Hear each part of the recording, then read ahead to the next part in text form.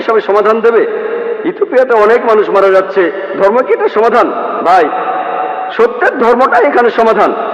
আল্লাহ পবিত্র কোরআনে বলছেন, সূরা আল ইমরানের 19 নম্বর আয়াতে উল্লেখ আছে, ইন্নাদ-দীনা ইনদাল্লাহিল ইসলাম, একমাত্র গ্রহণযোগ্য দিন হলো আল্লাহর কাছে নিজের ইচ্ছাকে সমর্পণ করা।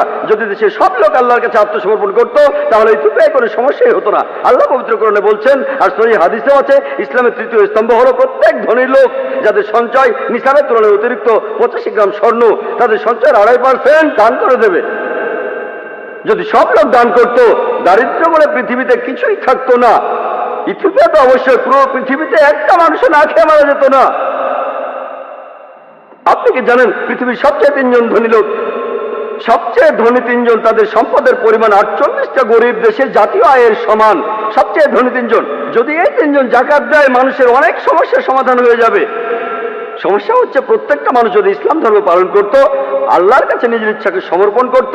আপনি একটা সমস্যার কথা বললেন, যে সমস্যার কথাই বলেন না কেন, আলহামদুলিল্লাহ পবিত্র কোরআনে সেই সমস্যার সমাধান দেওয়া আছে। সত্যের ধর্ম পালন করুন, সত্যিকারের শান্তি পাবেন। এবার